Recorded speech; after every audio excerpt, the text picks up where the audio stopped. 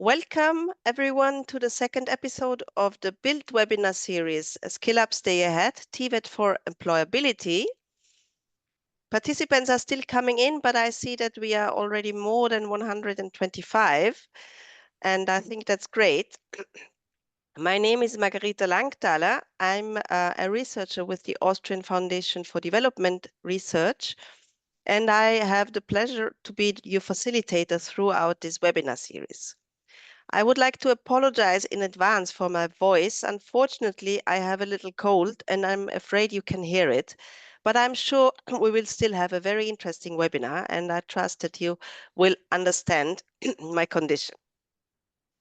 So again, hello, good morning to those in Latin America. Good afternoon to our colleagues in Africa and Europe and some parts of Asia, and good evening for those even further east in Asia. I'm very happy to see so many people from all over the world. Thank you for joining us again, for those who participated already last week, and welcome to all of you who are here with us for the first time. To begin with, I would just like to give a short introduction on our house rules. For translation, we have a simultaneous translation in Portuguese and Spanish. And for translation, please click on the globe icon in the bar at the bottom of your screen and select a language. Please also note that the webinar will be recorded and presentations and the recording will be shared with you on the website. If you have a question or statements referring to the ongoing presentations or discussions, please use the Q&A function. You will find the icon also on your screen in the bottom bar. If you address your question to a specific speaker, please write their names at the beginning of your message. Also, if somebody has asked a similar question to yours, you can upvote this question by clicking the thumb up icon so that we can see that this question is relevant to several participants. This will help us to answer all your questions because from experience, we know that there are a lot of questions.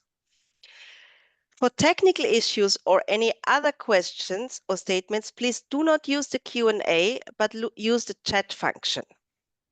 Our colleagues from UNEVOC and BIBB are working in the background to help us.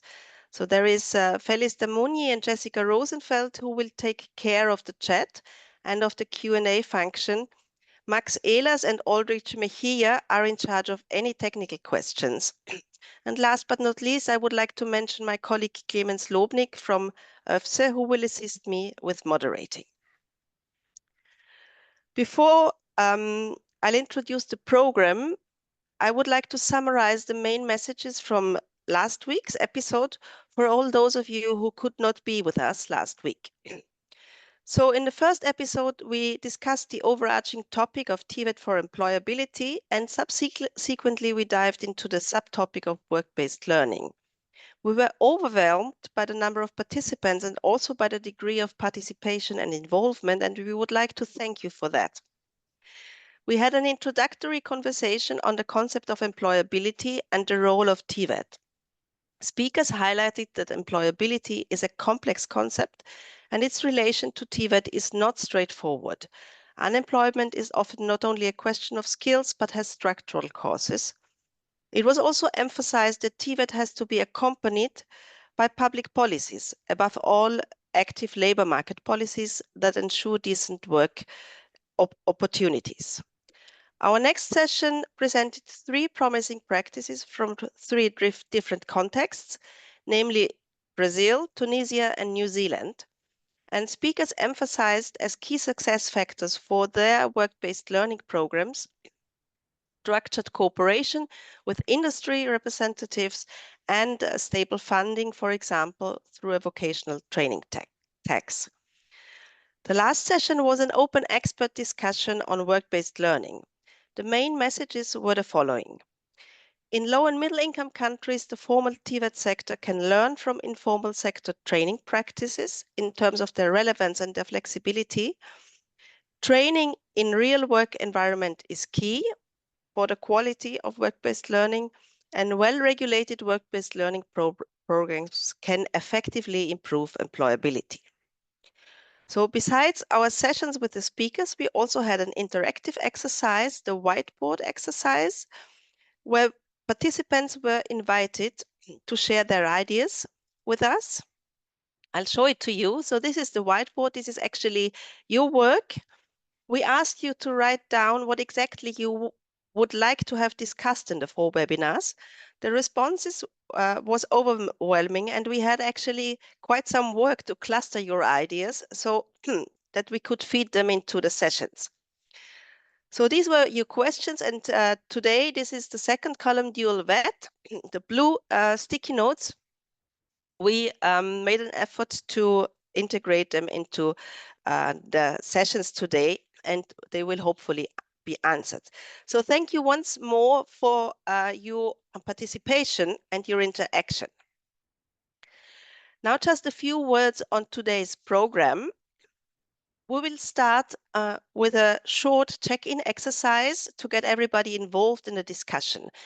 We will build a word cloud together using the app Mentimeter, and we warmly invite all of you to participate. I will shortly tell you more on this, but first some words on the further program.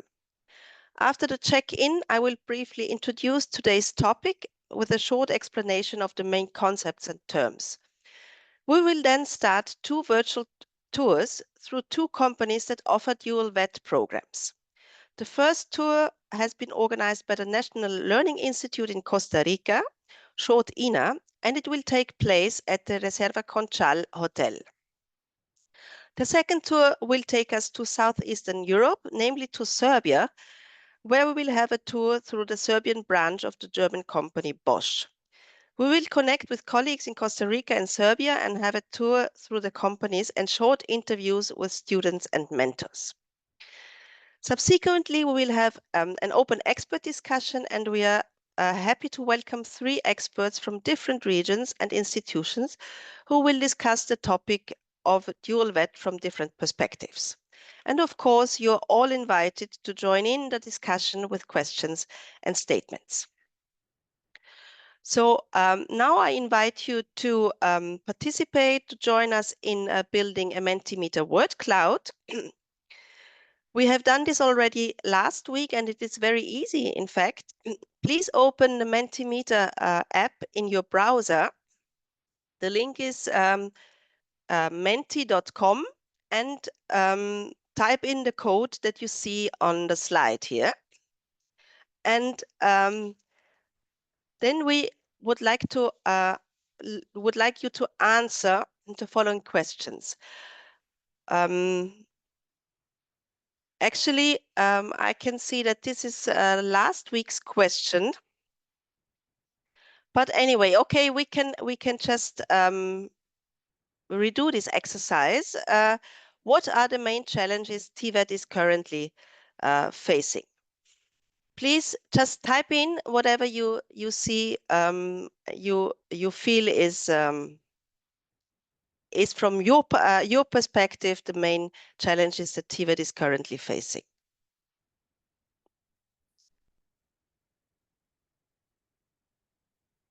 Okay.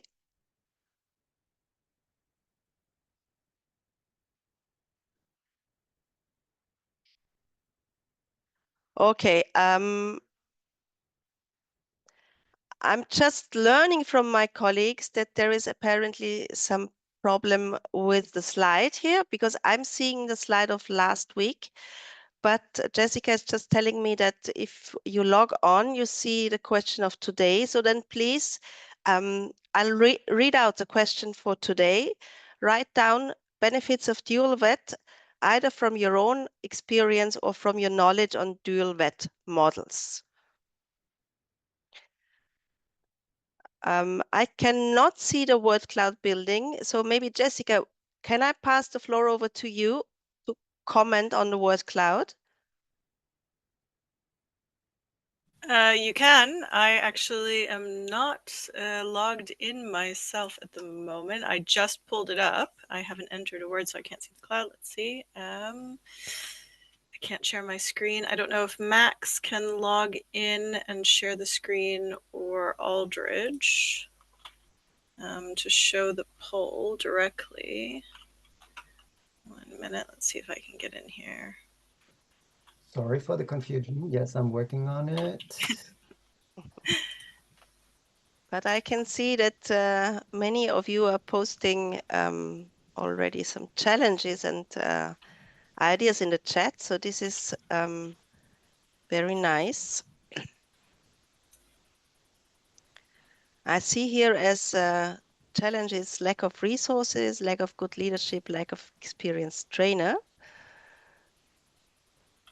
funding orientation and government policy, lack of qualified staff, lack of required equipment, cost of implementation. But I see that now we are about, I guess, to start the word cloud of today's session.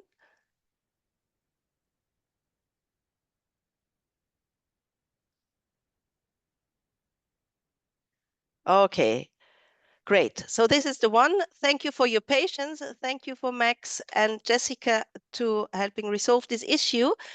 So I see it's growing and that's great. So what are the benefits of dual VET? Labor market relevance is bold, funding is very bold, employability skills, increasing employability, real world experience is also very bold, sustainable funding, qualified workforce, learning from a company, innovation among the students, hands-on experience, holistic training, experiencia laboral, so work experience, industry experience, work-based learning to align with industry needs. I can see that in the chat. And I see that it's actually, our word cloud is very dynamic, changing, growing. Competence of trainees, I can see. Soft abilities, earn money, clear career path, practical in industry, enhances collaboration. So I can see that there is a lot of benefits that you know about dual VET. Thank you very much for this exercise, for participating. I am sure we'll touch on most of these issues and benefits in our further discussion. Before we start with the virtual tours, let me briefly introduce the main concepts of dual VET so that we will all start from the same or a similar understanding. So can we have the slide again, Aldrich?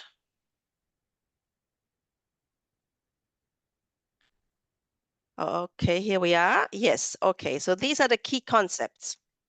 So dual VET. There are several definitions. The one I'm going to present here is from the glossary at the UNEVOC website, and actually from ILO. Dual VET is a combination of enterprise-based training and institution-based vocational education. Training is based on the practical requirements of the workplace and helps the learners acquire initial work experience. Institution-based vocational education supports and supplements enterprise-based training. So this is a quite wide definition of dual VET. I would like to go into some further important concepts. So dual VET is also known as apprenticeships, and what is typical here is that they provide occupational skills and typically lead to a recognized qualification. The combination of learning workplaces, we have had that already, and mostly apprenticeships last several years and include work contracts and a salary. So the question then is, what are actually occupations? And Again, according to ILO, occupations are a set of jobs whose main tasks and duties are characterized by a high degree of similarity. In the countries where the dual VET systems historically grown, the labor market is structured by occupations, and apprenticeships lead typically to qualifications for these occupations. Those of you who were present last week might remember that in the dialogue, in the conversation with Stephanie Allais, we had a short conversation on occupations, and she mentioned that sometimes an issue with effective TVET, above all in low and middle income countries, is that the labor market is not structured by occupations. But I'm sure we will have time to dig into this issue also today. A last point at the conceptual level, at the level of governance, the dual system in the countries of origin is typically embedded in a form of institutionalized dialogue between different social actors. So these are typical the government, the private sector, TVET schools, employer associations, and in some countries also trade unions. In this dialogue, essential rules and regulations as well as training programs and curricula are established. So these are some basic concepts and terms on dual VET, and I think now it's time to go on to our virtual tour. The first tour is going to take us to Costa Rica. Thank you very much to the colleagues from Instituto Nacional de Aprendizaje, the a National Learning Institute in Costa Rica. Costa Rica is a country which has introduced a dual VET system, and one of its important actors is the INA, the National Learning Institute. Let me welcome our colleague Enrique Mejia Céspedes from INA. Enrique, are you there? Good morning, here he is, Enrique, hello. He's teacher of gastronomy, cuisine, bar and lounge, and currently working for INA as a teacher at the partner company Reserva Conchal. Good morning, Enrique, how are you? I'm very fine, thank you. What time is it in Costa Rica actually? And can you tell us where you are located currently?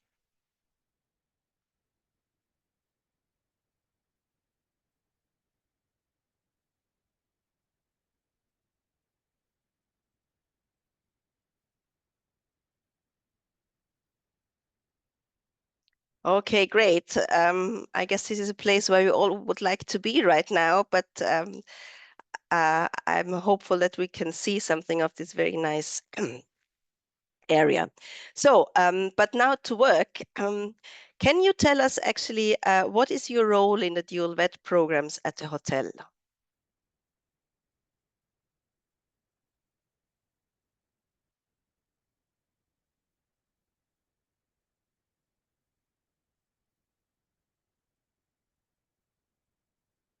Okay, thank you very much. And how many students are trained at the hotel?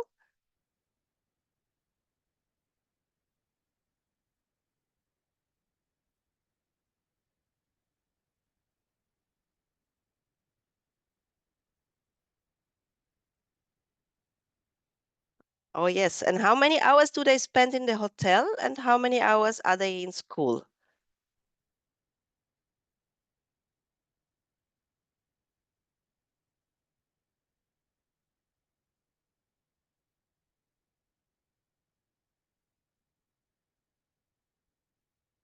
Mm-hmm. And in a week, is this organized weekly as well, or are they taking longer periods in the hotel and in the school?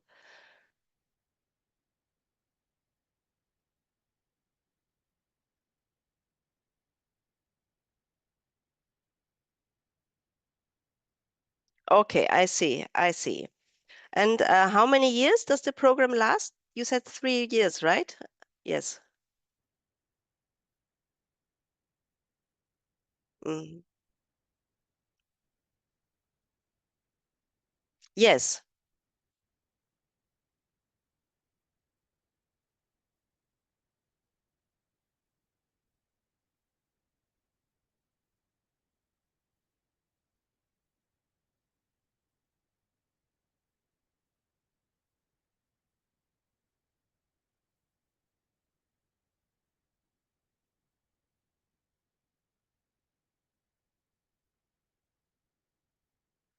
Hello. Thank you for joining us. Thank you for allowing us to have a look at your workspace.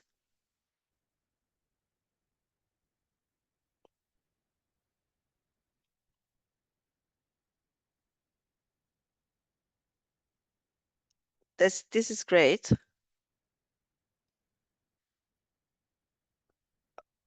Okay, I will continue with asking some questions. Do you know what was the motivation of the hotel to start cooperating with INA in a dual vet program?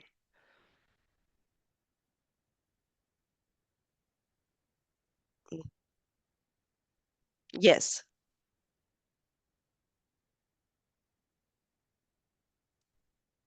Good morning. Good morning, Tanya.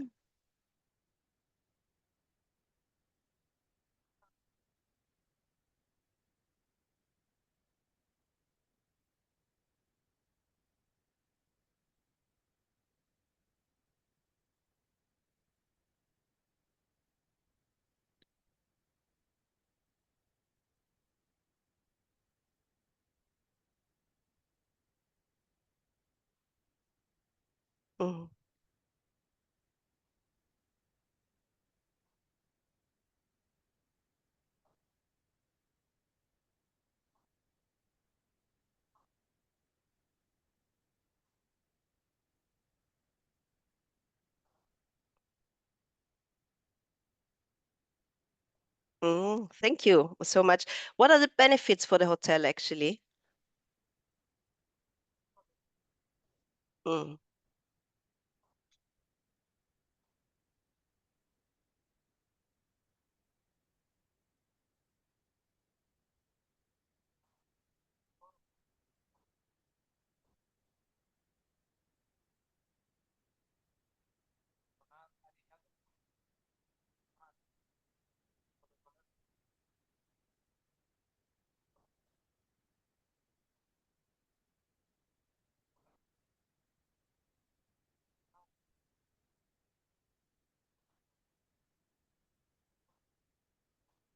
mm. Thank you. Thank you. And are there any challenges that you would like to share?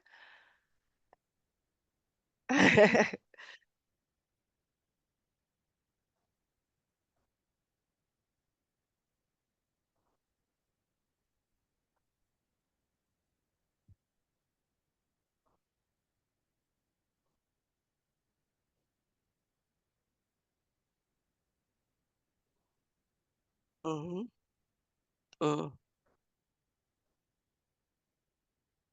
mhm,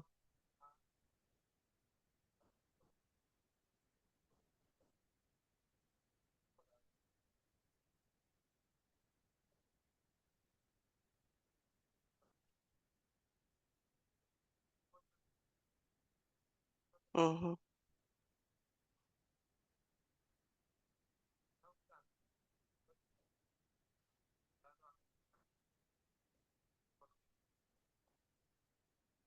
mm.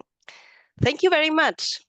Thank you very much. I'm sure this is very interesting to our audience, and I'm sure that many of the participants who are trying to build up dual vet programs face similar challenges. Thank you, Tanya. Um, Thank you. Okay, Enrique, are you back? Hello, Enrique. Yes. Would it be possible to speak with one of the students as well?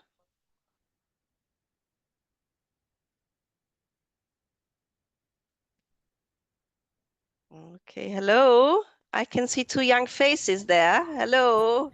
Hello, Margarita. Nice to meet you. Hello. Pleased meeting you. Would you tell us your names? Yeah, of course. Mhm. Well, Hello, my name is Ruby Chapman. Nice to meet you. Nice meeting and my you. and my name's Jefferson. Nice to meet you. Uh, hello. I see that we have a double sound here, but anyway, we will manage that. Can you tell us in which program you're studying? Well, me, I'm studying operations of assistance in the kitchen, and my Mhm. companion. Yeah, I'm studying food and beverage. Um, yeah, Mm-hmm. so. Thank you. And we're very curious to know why you choose a dual vet program rather than a school-based program. Well, I choose dual bed program because I can learn um, at school and also do my practice in the hotel. Yeah, I share Mm-hmm. her opinion. Well, we can have this connection between the company and the institution. So we not only have the theoretical in the classes, those are kind of things, but also we have the training when we have mentors at the hotel, and we can receive all their advice and the guidance. So of course, it's really good to well, when we chose this, we thought that this is one of the advantages. Thank you very much. What do you like most about the training in the hotel? Well, I like work with the chefs because I can learn every day new things. Mm-hmm. Yeah. And Great. also like the opportunities that we get when we are like in this real situation in the workplace, so we have like to interact with guests, so Mm-hmm. that's something that maybe for some people is difficult. So this connection between the company, as I was mentioning before, it's really good for us because we can interact with guests, so we have the at the end of the day we will lose like the we are not going to be shy, and that's what we are doing, like learning how to do a service, how to attend people, how to Thank you very much. Thank you so much. We wish you all the best for your training programs, and hopefully your dreams and aspirations for your future will come true. So thank you very thank you much for so taking much. the time and the effort to participate in this video. Thank you so much. We are a Thanks to little all of you. bit behind schedule, and I see that there is still a short interview ahead of us. Enrique, yes, here is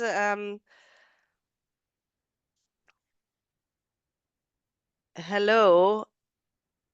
Here is the mentor of the students, right? Hello. Hello. I understand. Can you tell us your name, please? We cannot hear you. You're muted. You're muted. You have to unmute yourself. Hello. Yes. Hello, how are you? My Good. name is Thank you. Andre. I am the chef in the W Hotel on the Cocina del Mercado. Thank you. And I understand that you're also an ex-student and a mentor to the current students. Is this correct? Yeah. Yes, this is great. Um, um, can you tell us, let's say, as an ex-student, what did you appreciate most about the training, and what helped you most to get a job after you graduated? Okay. I live in INA for you 10 years old, and in the practice and the continued training until now. Okay. Okay. And can you tell us what are your tasks as a mentor in the dual vet program at the hotel? And the most important is the support of the mentor on the desired. Mm-hmm. Okay. And what kind of support do the students need most? What are they mostly requiring? The most important, the support of mentor of desire to the continued growing of the thank you of the change for the better development. Okay, thank you very much. Last question. Is it easy for the students to find jobs after graduation? And I think that the most important part which of the student can achieve stability a job live and the mentor of development. Okay. Thank you very much. Enrique, are you there still? I would like to thank everyone. We have to close now. This is what our schedule demands. Thank you, Andre. Thank you, Enrique, Tanya, and the students. Thank you very much. Jessica, are there any questions in the Q&A? Yes, I've identified two that are not necessarily direct to our study visit today, but more general questions regarding the dual vet system. So we have one, for example, that is how can we make more and ensure more inclusive participation of women, youth, and marginalized groups in our dual training? And then the second is about the grading system. So how exactly are trainees' grades calculated? Perhaps Enrique, that might be a question that might be easy to answer a bit. And then also to the topic of inclusion. How do you ensure inclusion then specifically from your experiences? Or anyone from the INA team, if you have an answer for that. Thanks. Absolutely. So the first one was in inclusion. How do we ensure inclusion in our dual vet systems, in our dual vet training programs? And the second was specifically about grades. So how do trainees, how are they graded? Is it a standard A-B system, 1 to 10? How does the grading system work for your program?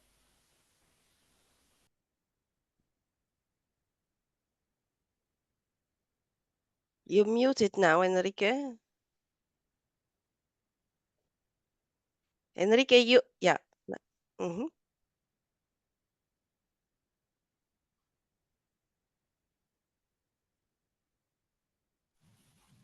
That's okay. Inclusion. How do you ensure inclusion?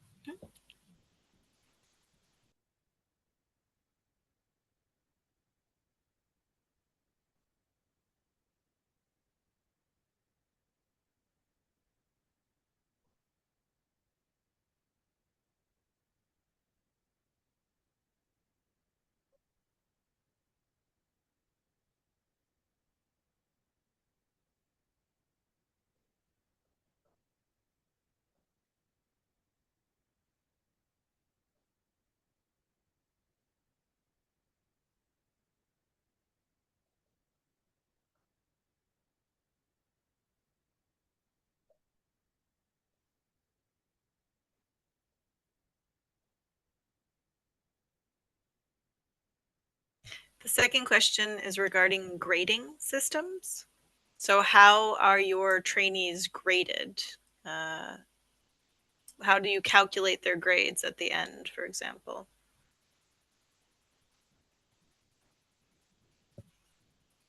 Yes, like scoring system, how do you?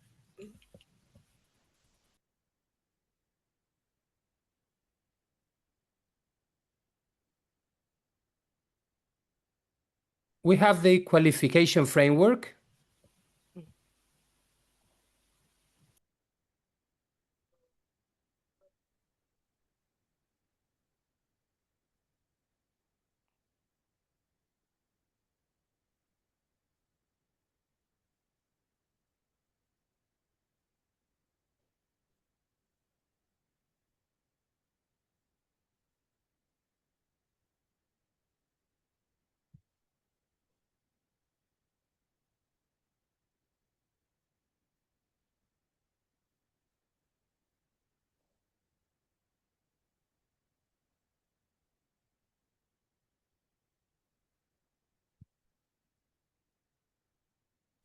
Okay, great. Okay. Thank you.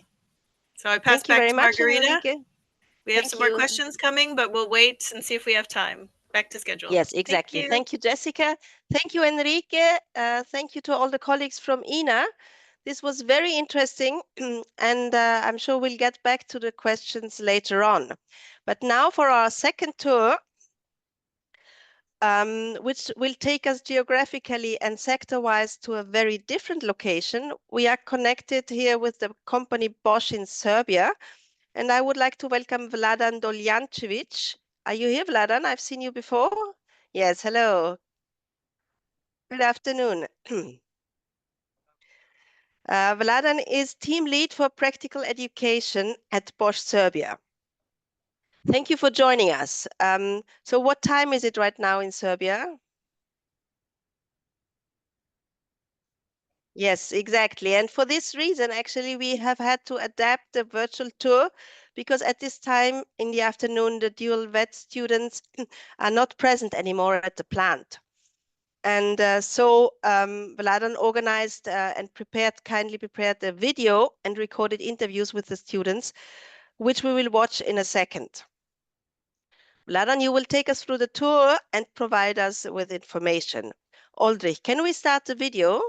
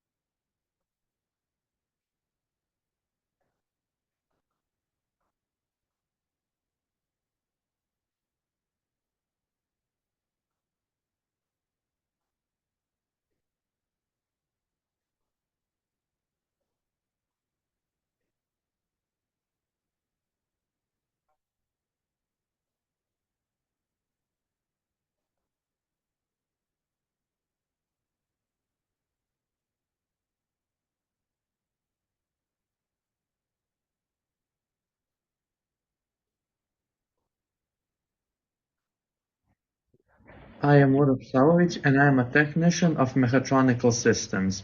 In the company we spend this year, our third year of high school, we spend 1 day a week in the company. In the last year, aka second year of high school, we spent 3 consecutive weeks in the company. In the fourth year of high school, we will be spending 2 days a week in the company.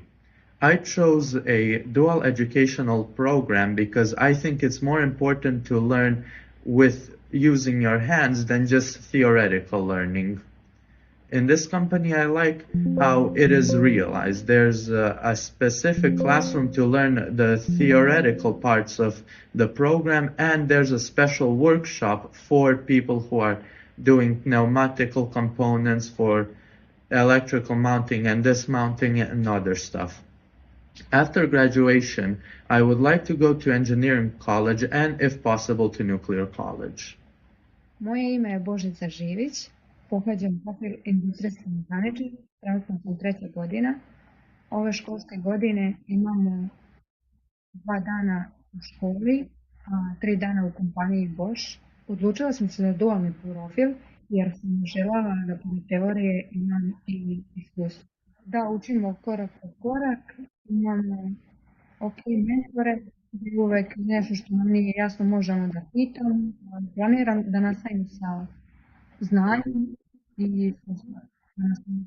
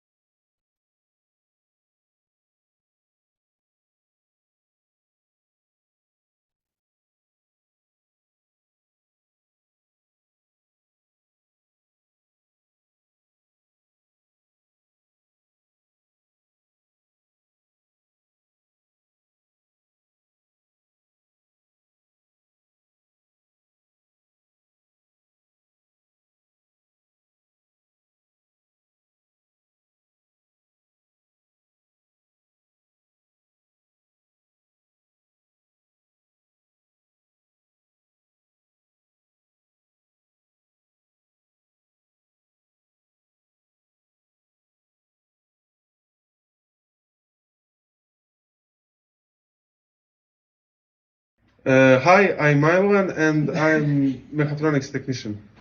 I decided to participate in a dual education program because I like to learn in a practical way and work with tools and machines instead of just study.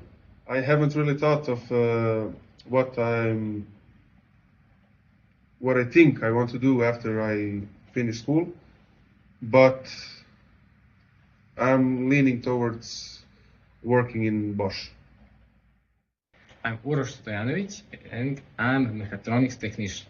I'm really satisfied here in this program because I like to work with hand tools and I like mounting and dismounting pneumatic components. I still haven't decided what to do after dual education because I think I still have a lot of time to learn and to develop as a technician of mechatronics. Hello, my name is Andrea, and like my other colleagues, I hold the position of supervisor of practical training program here in our company's dual education program, or let's say so-called work-based learning. My role includes working with students, as well as supervising and monitoring and evaluating their work. Also conducting training sessions and of course developing and implementing all training materials. Since our students come from two different educational programs, first one is mechatronics technicians and the second one is industrial mechanics. It is essential that we conduct different kinds of trainings through, let's say, a series of workshops related to mechanical and electrical engineering. So that's why our students have the opportunity to acquire both theoretical and in particular practical experience in areas such as hydraulics, electrohydraulics, pneumatics, electropneumatics, then mechanical power transmission systems, or let's say mechanical drives such as gear drives, chain drives, belt drives, then programmable logic controllers, microcontrollers, safety systems, servo drives, also 3D printing, 3D modeling of mechanical elements and assemblies, then also basics of electrical engineering, electrical measures, and so on. In addition to this, I would like to say also that our students from vocational program called Industrial Mechanic, let's say, gain hands-on experience working with machines like lathes, milling machines, pillar drills, then various kinds of machines such as cutting machines, bending machines, and other industrial equipment. Also, I would like to emphasize that safety of our students during our program is our top priority, and that's why we pay great attention to it and also to our environment protection. So I would like also to say that as for my colleagues and me, we believe that this job is one of the best jobs in the world. From my point of view, this is, let's say, I would dare to say that it is one of the most meaningful jobs a person can do. And I'm more than happy to work with these young people and to have a possibility to, let's say, positively impact lives of these young people. At the end, I would like to thank you for letting us share our experience with you. And I would like to wish you best luck on your journey ahead.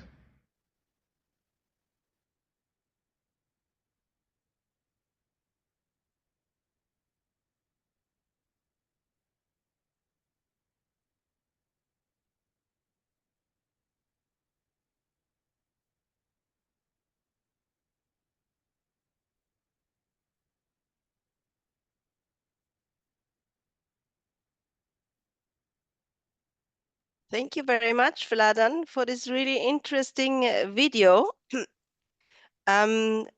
Jessica, are there any questions in the Q&A directly to Vladan or to the colleagues at Bosch? Again, it is not direct questions. They're more general questions. However, we can tailor them. So if you would like to take another inclusion question, we have a question regarding actually when you have students, trainees who are starting families, who may become pregnant. It's very specific. What do you do to support them and their needs?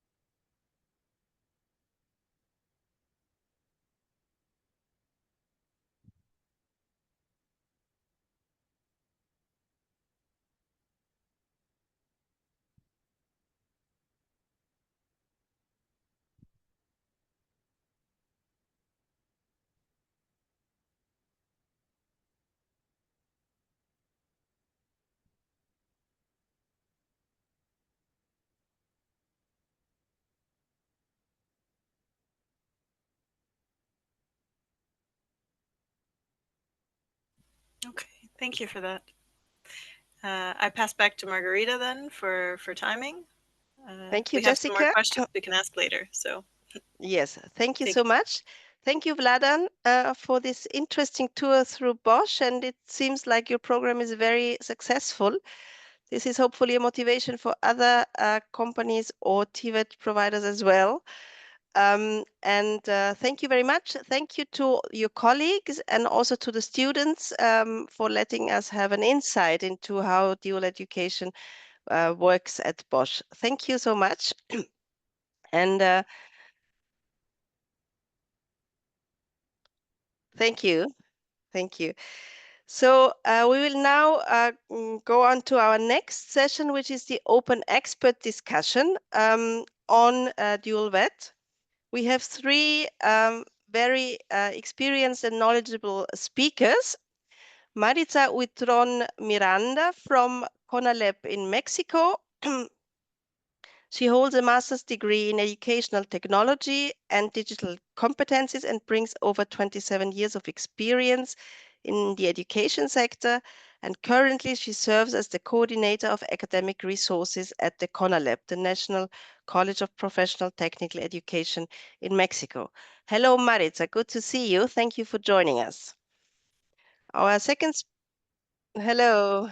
Good morning. Good morning to Mexico. Yes, thank you for getting up early for us.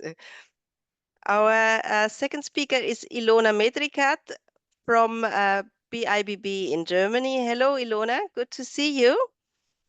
Ilona holds a master's degree in political science and in international education management, and she's a senior technical advisor at the Federal Institute for Vocational Education and Training, BIBB, in Germany.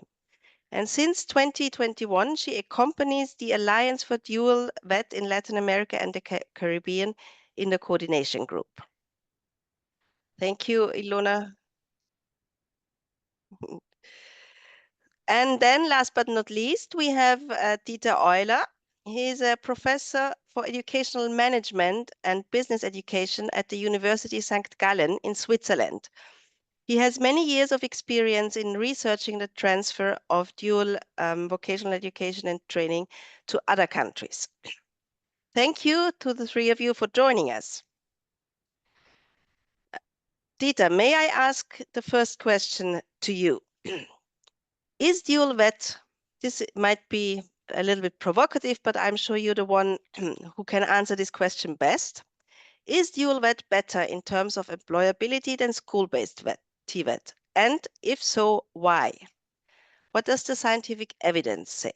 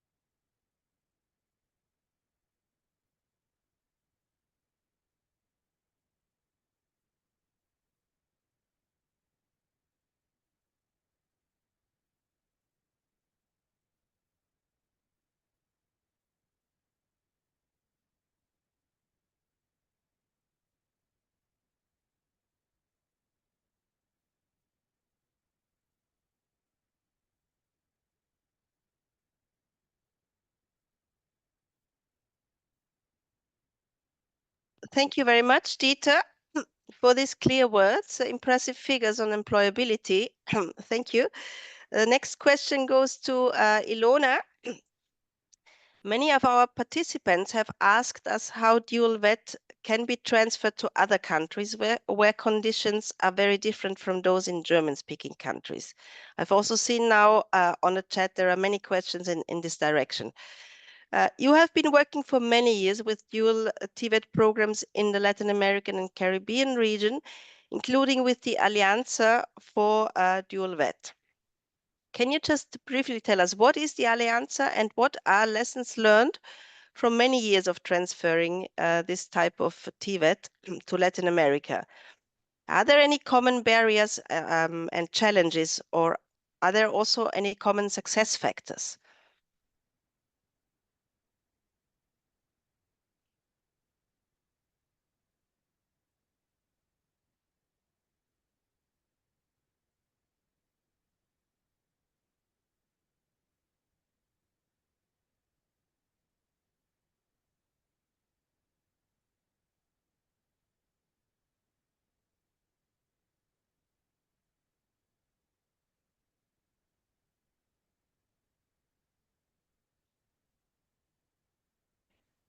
So the transfer of dual models to different contexts was a very complex process, but also very fruitful process in Latin America. Over the last years, the region has accumulated very valuable experiences that show that it's not just copy and paste the German model, as was already mentioned by Dieter Euler, but adapting that model in a smart manner to different contexts from the point of view of the economy, production, and institutions. So adapting that model to the local realities, both in terms of legal frameworks and pedagogically talking. A new actor that was created in 2021 was the Alliance for the Dual Training in Latin America and Caribbean. That is a regional network that gathers together vocational institutions, companies, education centers, and international bodies that offer a platform to connect and exchange good practices. It was established with the support of the BIBB and the OCNT on Fort, with CONALEP in Mexico as the first chair. From them has been working in strengthening, adapting dual models through the cooperation, experience exchanging, and exchanging quality standards. In the Alliance, we find institutions such as CONALEP in Mexico, that was the first chair, the SENAC Brazil, that is the current chair, SANAI Brazil, Infotech from the Dominican Republic, that was the chair in 2024, SINA in Colombia, and INA in Costa Rica. As we said, we have other examples. If we pay attention to the learned lessons, I see three main lessons. The first is that there is no literal transfer. Every country should adapt legal frameworks, governance structures, and connections with the production sector, but their own structures. Costa Rica, for example, created in 2019 a specific national act, Regulaciones para la Modalidad Dual, that was the name. Mexico developed its own dual model that has been improving over the time. We will be listening later with Maritza, but started in 2013, and Peru adapted for its own legislations 2016 and 2017 for the low-income youth. So the second lesson is the central goal of the business sector. Without the active participation of big or small businesses, there is no sustainable dual training. And to involve small and medium-sized companies requires incentives, technical support, and flexibility. And thirdly, and last, the significance of clear legal frameworks, mentors, and tutors in the company that will provide stability and quality to the training and educational model, dual model. If we talk about common barriers, there is the lack of incentives for the SMEs, the problem of fragmented legal frameworks, weak institutional articulation, and territorial social gaps. On the other side, we may say that the success factors include local and smart adaptation, private and public alliances, clear governance, training of tutors and instructors in businesses, and the use of regional platforms such as the Alliance to learn from each other and escalate good practices. To summarize what I have just said, I would say that transfer a dual model is not a copy and paste of German structures, but building own solutions through cooperation, regulation adaptation, and a real commitment between the state, companies, and educational centers. Thank you very much, Ilona. This is indeed a great and a rich experience that you you summarized in very few minutes. Maritza, let me continue here with you. The Mexican model, it was already mentioned by Ilona, the Mexican model of dual TVET is considered an example for a successfully contextualized dual VET model. What are the specificities of Mexican dual TVET, and what were the success factors? How could this work out so well?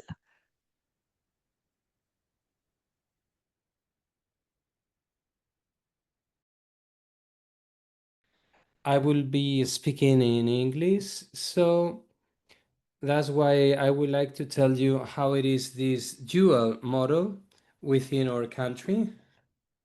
So this dual system that firstly has been known as the Mexican dual training model is an interesting adaptation of this international approach to the Latin American context. As Ilona has said, in 2013, Mexico pushed for this Mexican model of dual training from the Public Education Secretary with some previous experiences that were not, spread out. But starting in 2013, this Public Education Secretary, along with the businesses and the CONALEP, we are an institution providing coverage for this Mexican model of dual training.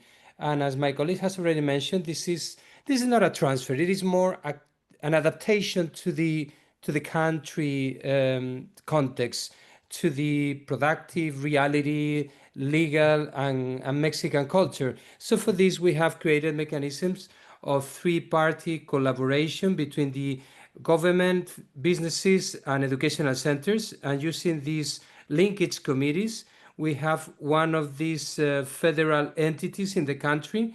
And in each of those plans, we can identify those companies offering these training positions that are okay for this dual training. So we designed this matrix with a correspondence between the curricula and the profiles for those graduates in our institutions, and what are the tasks that they are going to undertake in a business. So we define a turnaround plan in order to guarantee that these students will develop skills in a structured way and to facilitate the follow-up during their training. So this relationship between the company, the school, and students is formalized using agreements of collaboration between the business and the educational institution, in our case, CONALEP, and also some other apprenticeship agreements between schools and students.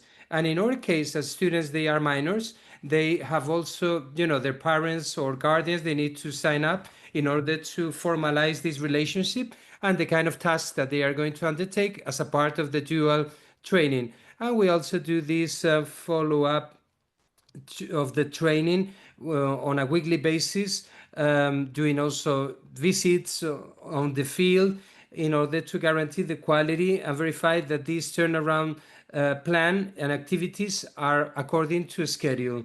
So this modality or this educational training option that we have in our country has also some agreement with the secretary recognizing dual training as an alternative education plan, and it can be undertaken for 2 years as a minimum.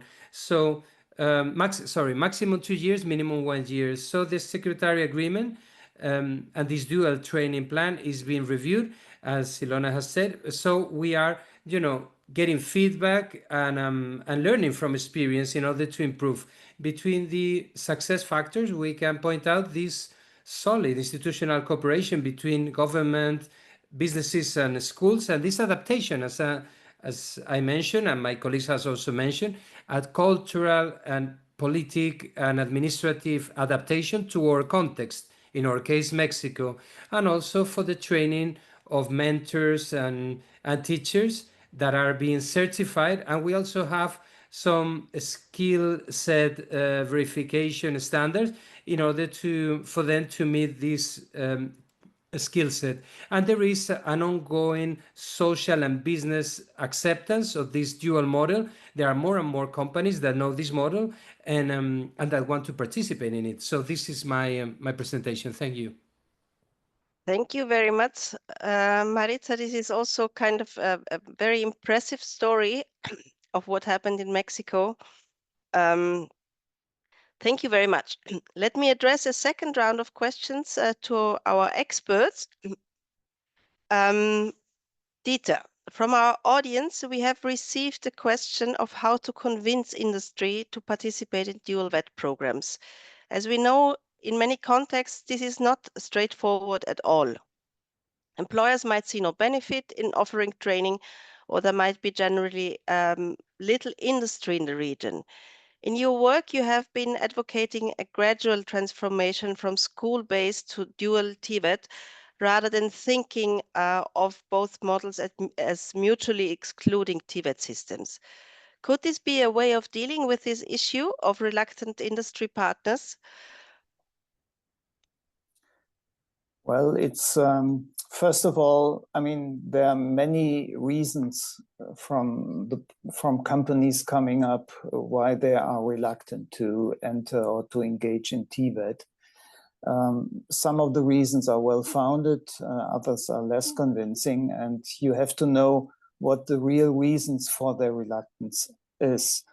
Some say, well, it's a matter of financing. Some say they have this fear of poaching, and some simply say, well, it's a matter of tradition because the state is responsible for any kind of education. Basically, there are two strategies for dealing with these objections and reluctances. One is by arguing and by presenting good reasons for an engagement. And the second one, and this is the one you are alluding to, by gradually draw businesses into a commitment. We all know the list of arguments why it's beneficial for companies to engage in dual VET. The cost-benefit argument, the screening argument, the employee retention argument. I don't want to repeat them all. But one thing to use not the cognitive part, but the doing part, is that the insight that transition from purely school-based to dual VET is a very huge step for many, and both for the schools and for the business sector. And experiences from countries moving towards dualizing the VET system show that there are many different interim stages of bringing practice to the school curriculum. Practitioners may be invited for some lessons into the classroom, or real working materials from companies are used in lessons. Students carry out internships, small internships in companies. These are just a few examples.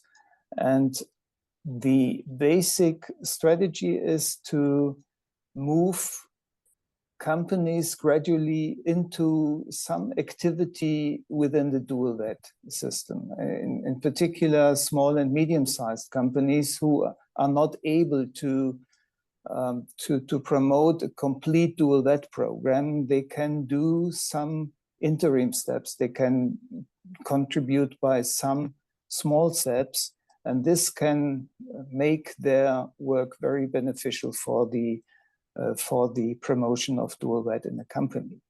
So that is the basic approach. So sometimes we just, again, we have a black and white perspective. We have dual VET and school-based VET, but there's something in between, and we should really exploit these interim stages between a complete dual VET system and a complete or pure school-based system.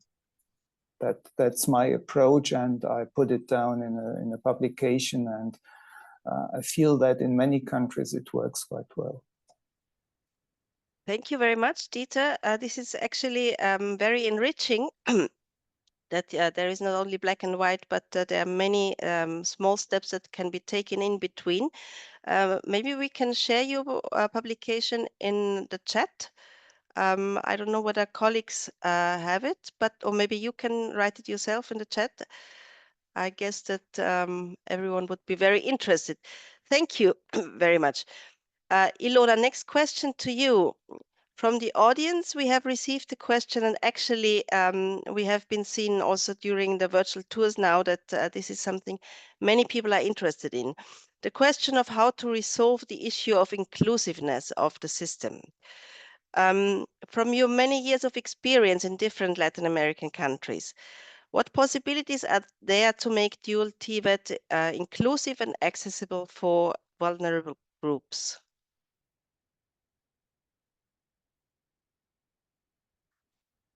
For me, inclusion in dual training, it is one of the big challenges, also in Germany, but especially in Latin America, it is the same. Even if we can see some important developments. So when we talk about vulnerable groups, we are talking about different groups.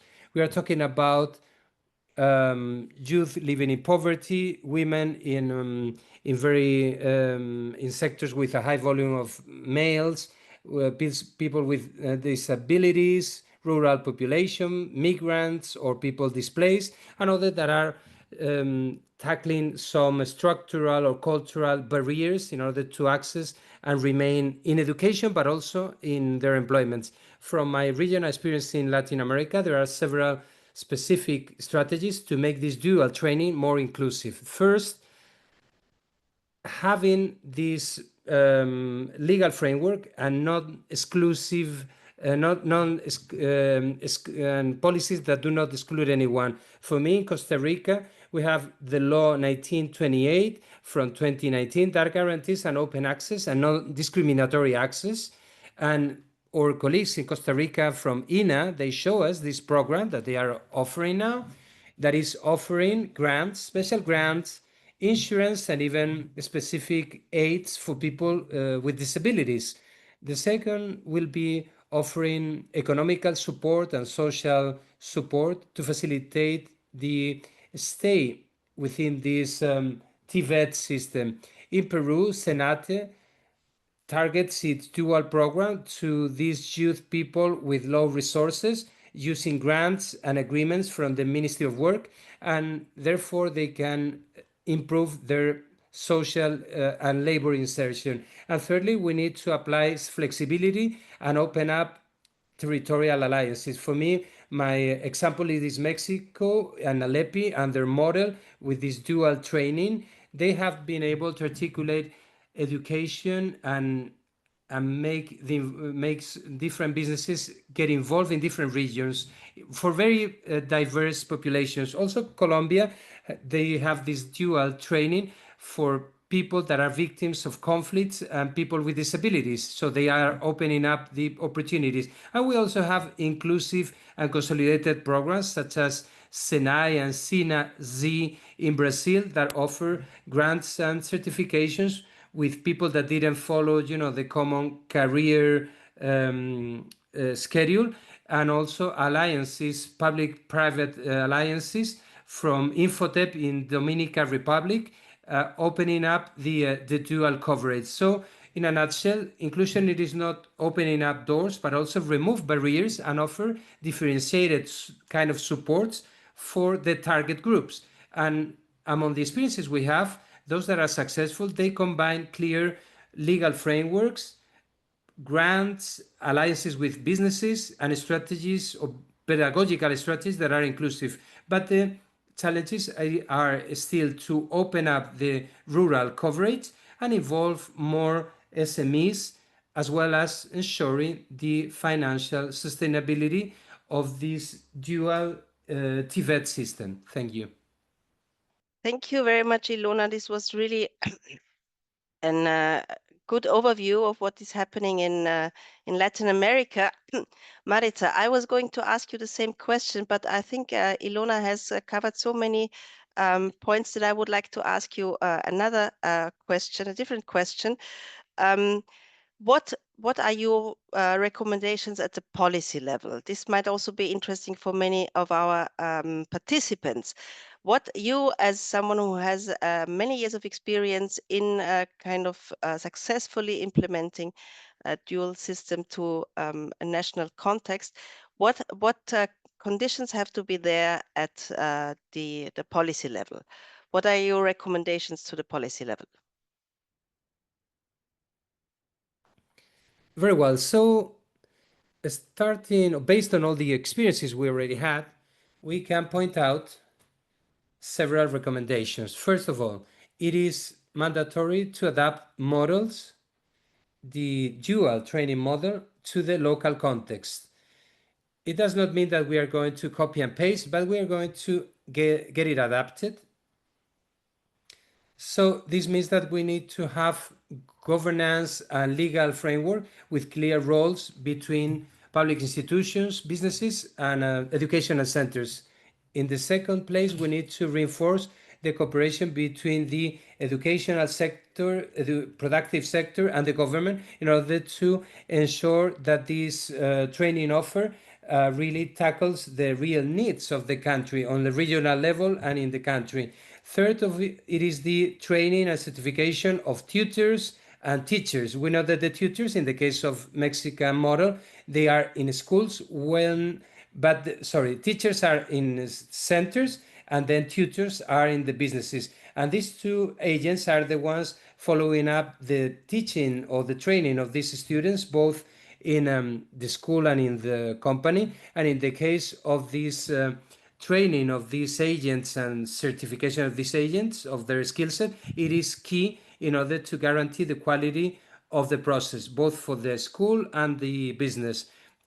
Also, we would recommend to promote cross-sectional skills for both for life and for work, something that we are doing from Mexico. We are promoting this sort of skill set training that all the students need to develop, and this is being disseminated both for these academics teachers and for the tutors at the businesses in order to develop this sort of activities and teach and students. They have this online course based on this topic in order to support their training. And we also need to create incentives for those SMEs, because most of the businesses that could participate in this dual training are SMEs. And in Mexico, we have enacted a decree at the beginning of the year in order to promote task incentives for these sort of businesses that are participating or promoting dual training,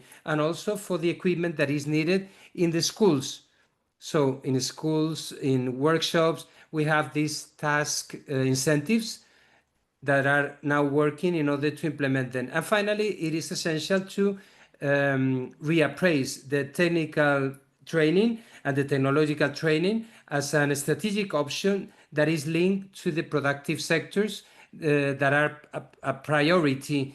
And we have also inserted this within our National Development Plan for 2025, coming from the federal government. So in a nutshell, we need more effective policies with really clear legal frameworks that reinforce the social inclusion, institutional and public alliances, public-private alliances. Thank you.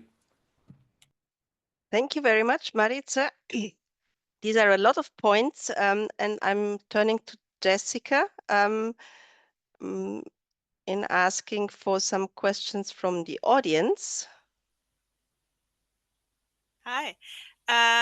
So actually we can tack right on to the SME question. So we had the question of why might companies and private sector, why might they be reluctant actually to participate in dual vet training?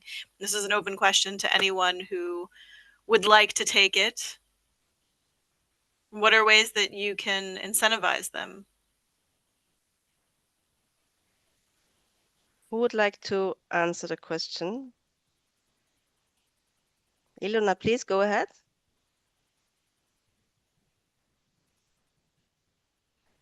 I believe that Dita has already mentioned several points of this question, but I would like to add that for Latin America, I believe that the duties and obligations are not really mandatory, because many of our allies that are TVET centers coming from the government side, they always want to get involved businesses, but also requesting apprenticeships, internships, without getting students involved in.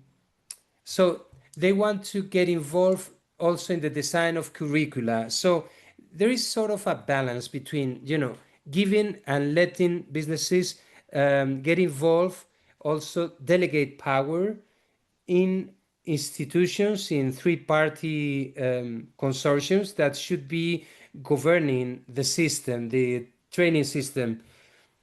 So we need that each of these agents that they have to contribute. And I believe we need to build up these sort of mechanisms for a good governance, getting involved the businesses and its representatives. And we also can create some support mechanisms, such as the intermediary institutions that can support those SMEs in order to fulfill certain roles that they cannot, provide.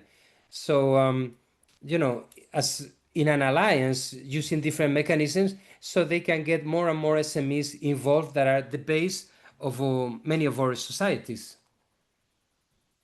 Thank you. That also answers two other questions that we had from the audience regarding how do you ensure content curriculum is covered by a company? How do you share it equal? So through a three-party or agreement system and policies, as well as what systems can you put in place for regular communications?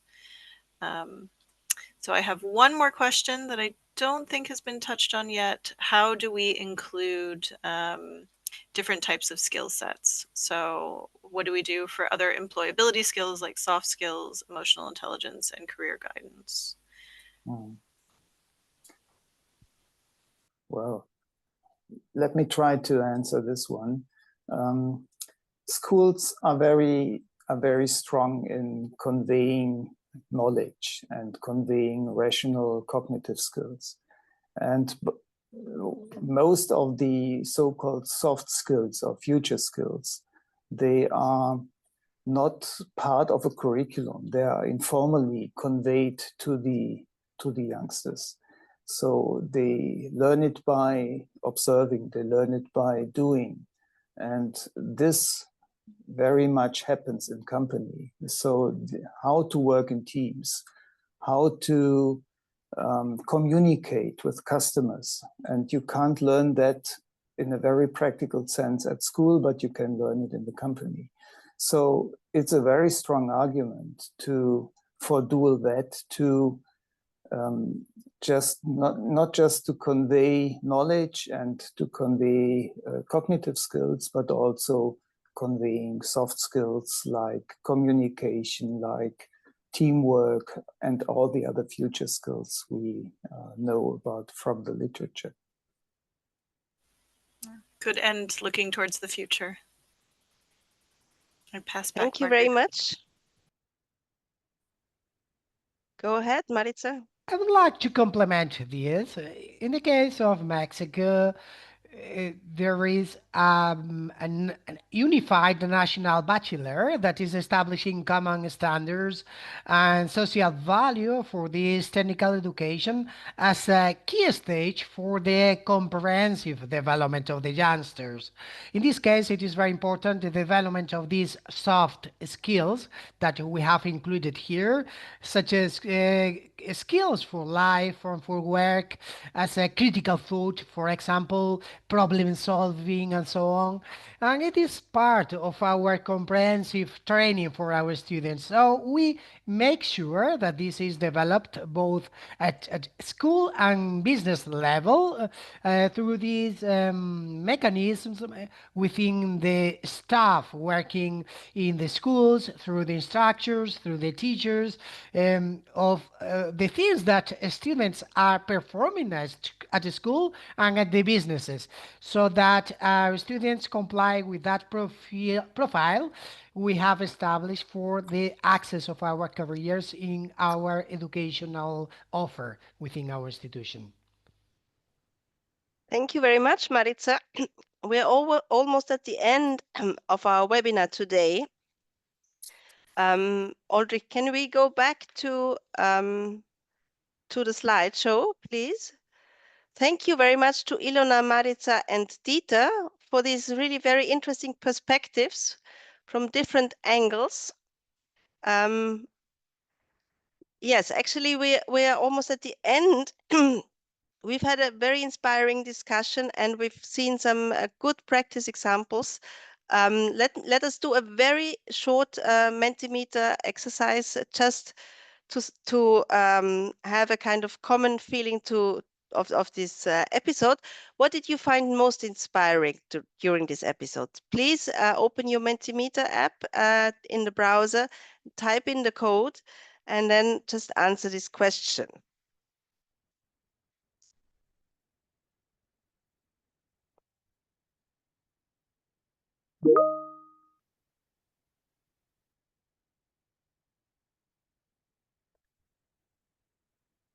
There is also the link in the chat.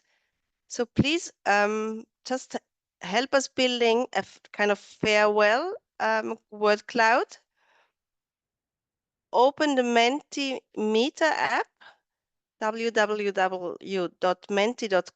and type in the code. And please answer the question, what did you find most inspiring during this episode? I can read out some messages that I can see in the chat. If you're still there, it would be great if you just wrote a few words or just one word in the Menti. Here is an experience sharing experience and resources from different countries. So this was very inspiring. Networking. Okay. Student feedback. Diversity of approaches. Benefits of dual VET. Examples from practice. La articulación. Student, yes. So thank you very much.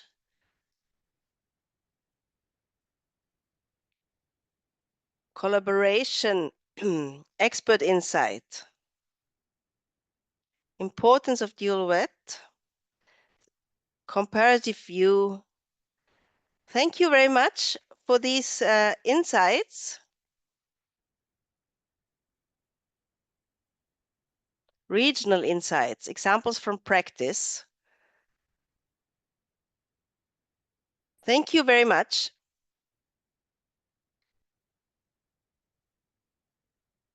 Can we go, Ulrich, can we just go back to the presentation? Yes, here is just an overview of our next webinars, always Tuesday at 4 o'clock Central European Summer Time. Our next episode is next week on career guidance and mentoring, and October 14th, and the last one will be October 21 on industry partnerships. And of course, we have also collected additional resources for you. Can we go to the next slide, Ulrich? Upcoming events and additional resources. You will find this also online on our website. And last but not least, we would kindly ask you to fill in the feedback form. Please take a moment to fill out this short feedback form. This is very helpful for us because we'd like to learn and also improve.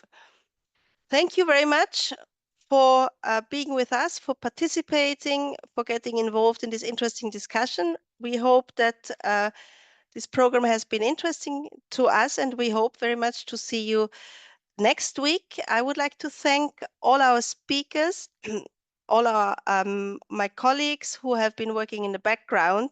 And of course, I would like to thank you, our audience, our participants, for showing interest, for participating, for asking questions, and for sharing your own experiences. Thank you very much, and I'll hope to see you next week at the same time. Bye.